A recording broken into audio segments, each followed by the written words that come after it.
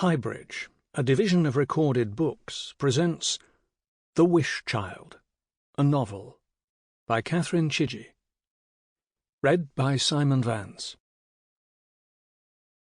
Everything created deserves to be annihilated. Better, then, if nothing began. Mephistopheles, Part 1, Scene 3, Goethe's Faust.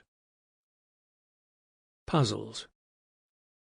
Let me say that I was not in the world long enough to understand it well, so can give you only impressions, like the shapes left in rock by long decayed leaves, or the pencil rubbings of doves and skulls that are but flimsy memories of stone.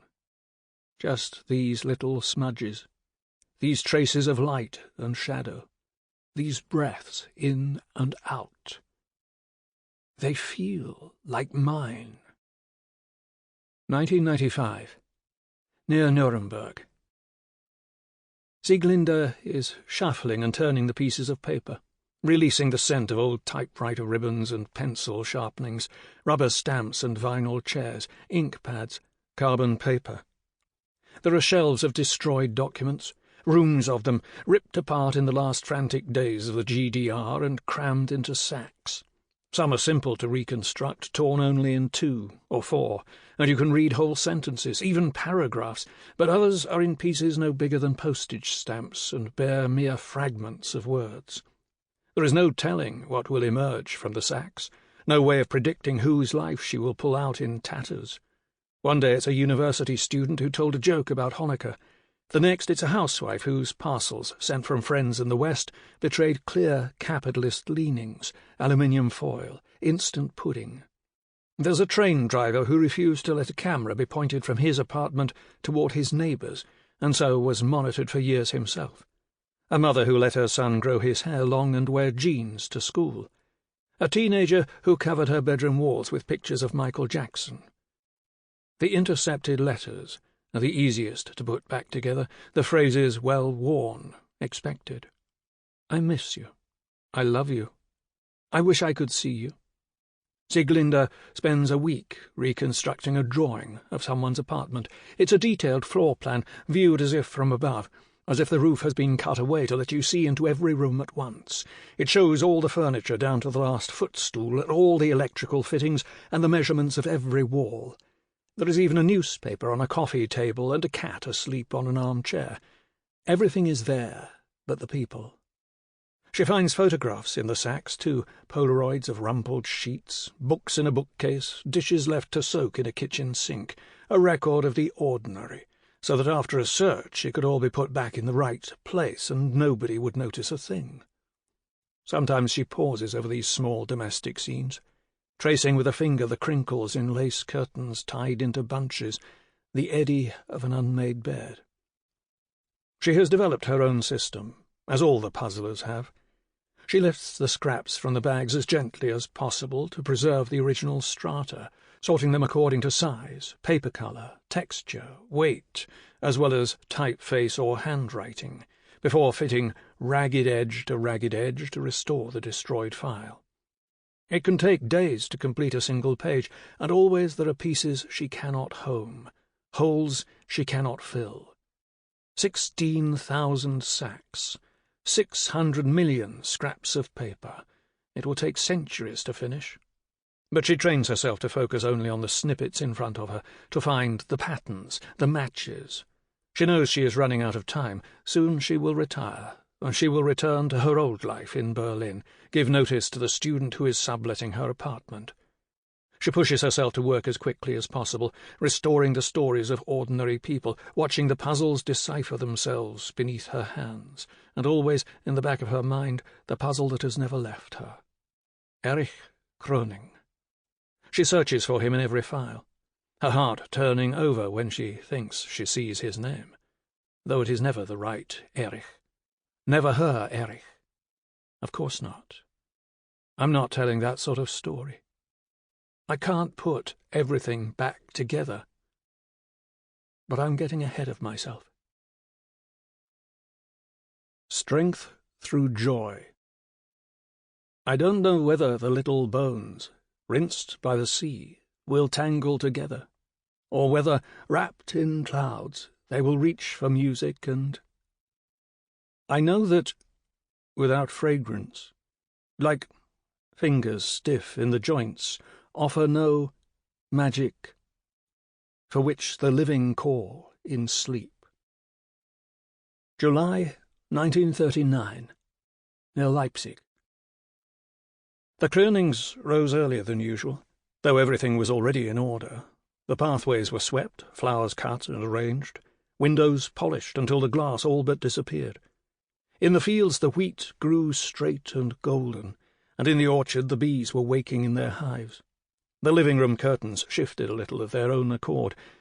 Was a window loose? Was there a draught? Emily and her husband, Christoph, sat in each chair in turn and pretended to be guests, looking at their home through outside eyes. The sun was not yet up, the rooster only just beginning to crow, but they suspected it would be a stifling day. It was sensible to be prepared for the visit, to allow themselves time to check that nothing was out of place. Perhaps they had not noticed that the fringe of a carpet was tangled, or that the blessing hung askew. Perhaps a clock needed winding, or a cushion punching back into shape. But no, all was correct.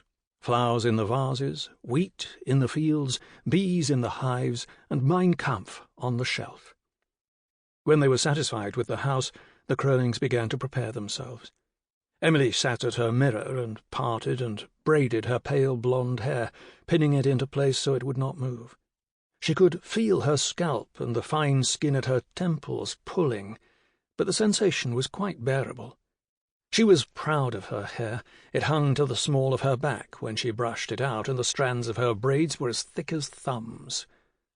"I'll give you my skin if you give me your hair," her sister Uschi used to say when they shared a bedroom. "I'll give you my eyes if you give me your ankles," Emily would reply. She pinched a little blood into her cheeks now and smoothed her church dress over her slim hips.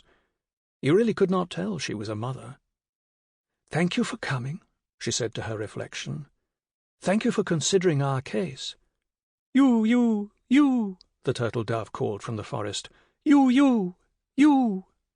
The sound drifted to Emily's window and seemed to float there in the indistinct early morning. The day had not yet decided what it would become. She watched Christoph splash his razor in the water. He paused to wipe steam from the mirror. He kept disappearing, and then he held taut the skin of his throat. He was a tall, sinewy man. He had to crouch to see himself. He frowned away a lock of sandy hair that fell forward into his eyes, giving Emily a small smile when he noticed her looking at him. The sound of the blade against his flesh called to Emily's mind the first rasp of fire burning off a spent crop. In a way she regretted those blazes. A certain melancholy rose in her as she watched the remains of a harvest begin to crumple and vanish. But unless you cleared away waste matter, there could be no new growth, and any small sentiment always passed once the flames had burst and spread. Christoph smoothed his hair down with water, flattening the curls at his brow. The little scar above his eye was pale in the early light, almost invisible, though as summer wore on and his skin turned browner, it would show itself more. His father had been teaching him how to use the scythe, and Christoph had stepped too close. His mother still fussed over it. If it had been half a centimetre lower... Sometimes Emily touched it with her long, cool fingers and said the same thing. At breakfast the Krönings sliced open their rolls and spread them with butter and jam, while their wedding clock tutted at them from the far wall. Today the little woman had swung out from the clock's insides to tell them that rain was on the way, but it didn't feel like it. The oilcloth table cover caught the pale light from the window to the north and lay cool beneath their wrists. They took measured bites, neither hurrying nor dawdling. The guest was not getting into Leipzig until after 10. There was plenty of time. "Is this the last of Uschi's jam?" said Christoph. "Of the cherry, yes," said Emily. "There's one more apricot." "The apricot is very good too," said Christoph, "though I prefer the cherry." The guest arrives just as the wedding clock strikes 11. A tall, well-groomed man with dark hair and a calm voice. He looks like the kind of man who always knows what to say. He looks like a kind of man who would take your hand if you were lost and make sure you got home safely. He wears an expensive black suit instead of a uniform, but his party badge glitters on his lapel. Christoph conducts him to the chair they have deemed the most suitable, and Emily lifts the cover from the bee-sting cake. "I'm afraid I have very little time," the guest begins, but Emily is already reaching for the knife. "It's made with our own honey," she says. "My husband will show you the hives later. His father carved them himself. They're the traditional kind, in the shape of people." She hands him a plate and an embroidered serviette. "And you must see our copse of larches. Christoph planted them in 1933 to celebrate the election. In autumn they're quite something." They pause to eat their slices of cake, and for a moment it seems the guest might choke on a sliver of almond, but he gives a little cough, and everything is fine. "We can, of course, show you the nursery," says Emily, "if you think it would help." "Thank you," says the guest. "That won't be necessary." "Yes, of course," says Emily. "We'd like the matter dealt with swiftly," says Christoph, "to prevent further suffering." The guest nods. He is a kind man, a fair man. "Thank you for coming," says Emily, as they see him off. "Thank you for considering our case." Yes, he is kind and fair. After he has gone, the Crowlings agree that this is so. And then they return to their work. September 1939. Berlin. But this is where I'll start.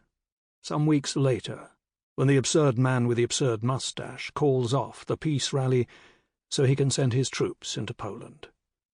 The war begins punctually and according to plan.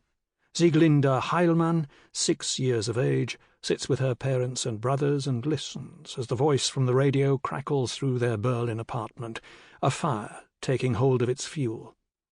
I see her father, Gottlieb, pinching the antenna between his thumb and forefinger and hunting the signal. Reception can be poor in their living room, which seems unjust, he says, given that they are in Charlottenburg, which is a respectable part of town, and on the uppermost story, what's more. But no matter, one mustn't make a fuss. When he thinks he catches the broadcast, he freezes, though he looks so uncomfortable, his narrow frame all angles and corners, even his long face motionless.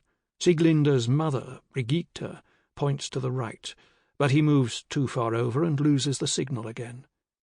"Back a bit, Fatty," Sieglinde tells him, and with a little perseverance he manages to tune in, moving the wire through the air until the Führer reaches them undistorted. Jürgen, who is almost 5, is building houses with his wooden blocks. Before they can fall, he knocks them down, and they clatter against the parquet. "On the carpet, Jürgen, the neighbours!" And Kurt, who is just a baby, murmurs in his cradle. Sieglinde looks out the window and says, "But where is the enemy?" Above the sofa, the Führer stares out from his portrait, frowning a little, straining to make sense of himself. Fatty repositions a leg. "Mutti, where are they?" says Sieglinde. "My whole life has been nothing but one long struggle for my people," says the radio. "Just as I myself stand ever ready to lay down my liver for my people and for Germany. Anyone can take it from me, so I demand the same of everyone else." "His liver?" says Mutti. "Our livers?" "His life," hisses Fatty, who has heard the speech earlier that day on the loudspeakers at work. "That must be it. Life. It did sound like liver, though. But why would the Führer want us to lay down our livers?"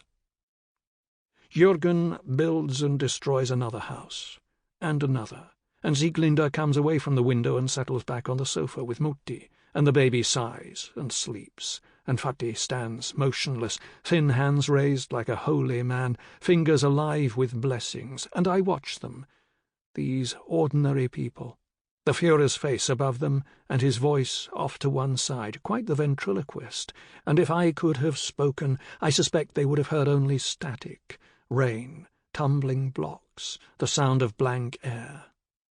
And when there is an air raid alarm that same evening, they file down to their cellar, though nobody really knows why. There are no planes to be seen or heard. When they emerge, everything is just as it was. She is right, though. the little girl. If Germany is at war with Poland, where are the Polish? And then, where are the French and the English? Not on the trams or buses, not reclining in wicker beech chairs at the Muggelsee, not in the cinemas or the vaudeville halls. Day after day Berliners watch the sky and wait for the war to show itself, and night after night they observe the blackout rules. Even the famous neon signs are snuffed out, the fizzing glass of Deinhard Sekt, the Sarotti chocolate Moor in his little turban, and yet people go sailing on the Vance, and picnic in the Tiergarten, and sunbathe on the lawns at Friedrichshain. Trains run, and clocks strike, and dogs cock their legs. Men drink beer, and women try on gloves, and children visit the zoo and hear the monkeys screeching, and watch the elephants plucking up hay with their trunks, and pet the lion cubs and feed the bear cubs who drink milk from bottles, just like proper babies. And the orangutan reaches his arms through his cage, wanting something, and looks for all the world like the drawings of greedy men in the children's school books. And yes, the schools open again, and the children learn to sit, be silent, obey. They learn to copy and repeat, to divide and subtract, to calculate solutions. There is nothing to fear. The sandbags stacked against the cellar windows are just a precaution. The sky is quite empty. All is well, Fatih tells Sieglinde, pointing to the newspaper headlines that turn the fingertips black.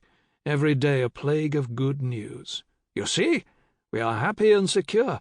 There is plenty of food. We cannot be bombed. A crow watches from the window ledge as Sieglinde helps Mutti put the kitchen to rights. She does not like its black stare, the way it runs its eye up and down the glass as if searching for a way in. She opens the window and the bird vanishes into the courtyard, the dark, empty space at the heart of their building, and every building like it in Berlin. She does not linger at the ledge. There is a house rule. Sieglinde knows it is recorded in the caretaker's register, along with the rules about swearing and spitting and the conducting of loud conversations in the stairwell, that forbids anybody from staring into anybody else's apartment. Everyone pretends that everyone else's business, and therefore their own, is private. Sometimes, as a treat, Fatih takes Sieglinde out on her own for cake. Is this a father? Is this? I know nothing of such things. They go to Café Kranzler on the Kudamm, where they sit beneath the striped awning and watch the ladies pass by in their smart hats, or to Haus Vaterland on Potsdamer Platz, with its silver palm fronds in the ballroom and its thunderstorms that strike on the hour. Fatih lets her try his coffee, and she takes a sip as if she were a grown-up, even though she does not like the taste and has to make it go away with a big bite of Sachertorte. Fatih smiles at her then from behind his little round spectacles, and his grey eyes make her feel quiet inside. He is kinder than any of her friends' fathers, and has fine brown hair that is never untidy, unlike her own, and clever hands that can cut from paper any shape you can imagine. As they make their way home, he points out interesting things to her: the Prometheus fountain on Hardenbergstrasse, the palace balcony, which is looking rather shabby, where the Kaiser said, "Today we are all German brothers and only German brothers."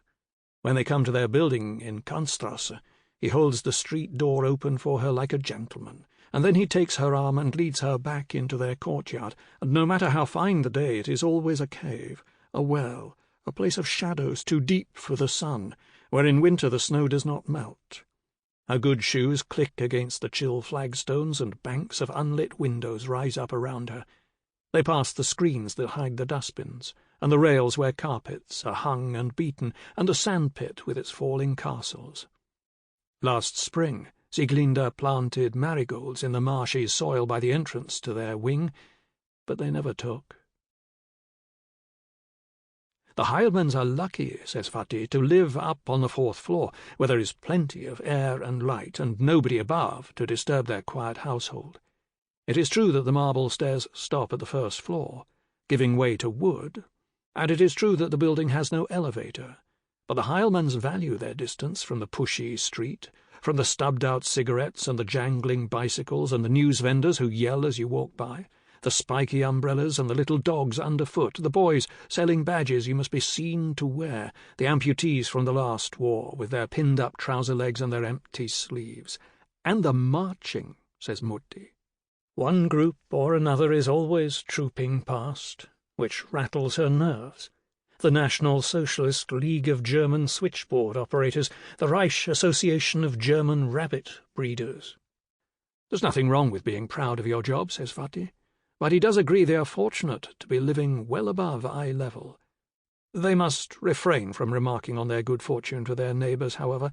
It would be a sign of very poor breeding, and they must be mindful of the family one story beneath them, taking care to wear their house shoes and to tread softly, to lift their dining chairs rather than dragging them, which is better for the parquet and the carpets, after all, and never to be so thoughtless as to drop a knife, a jar of peas, a weighty book, the Bible, Mein Kampf. A cautious life, says Vati. That is the thing. I see them visiting the Schuttmanns, second-floor front building, one Sunday afternoon. The Heilmanns have become friendly with them over recent months. Herr Schuttmann is also a party member, and wields some local influence, it is believed. But more than that, says Vati, they're just our sort of people. And so they are. They have 3 young children, and are expecting a 4th. They make a point of using the proper German greeting, rather than a lazy "good day," and they even took the same cruise to Madeira and Italy the previous year. Sieglinde wishes she could have gone. She and Jürgen stayed behind with their aunt, but Mutti sent her postcards, and Vati brought her back a bracelet with the name of the ship spelled out in naval flags, and a little swastika one at the end. "How pleasant it would have been had we known you better then," says Frau Schuttmann. "We could have shared a table and played quoits." "We did see you on board, of course," says Vati, "but one doesn't like to intrude." "No, quite right," says Herr Schuttmann. "We saw you too, but as you point out—" There is a pause in the conversation, and above them the ceiling lamp trembles. The Schuttmanns do not seem to register the movement, nor the sound of footsteps overhead, but Mutti stares up at the swaying globe for a good long minute, thinking of their cruise, perhaps, of the motion of the ship as they sailed through the English Channel. She told Sieglinde that it flickered by night with luminous dust, as if all the stars had fallen. "Anyway, all that is over. The cruise liners are to be hospital ships," says Herr Schuttmann, "which is just as it should be, given that we are at war," he adds, in case anyone should take his comment and make it into something else. "Yes, of course," says Mutti. But when they return home and Sieglinde asks her if it's true that the cruise liners are to be used for sick people, she says that Herr Schuttmann must be mistaken. Their ship, she says, their beautiful ship, surrendered to the wounded and the diseased. She remembers stepping on board in Hamburg, beneath all the banners strung up as if for a party, and there was a band playing marching songs, the trumpets and trombones flashing in the sun, and the passengers were calling and waving to their friends and family on the dock.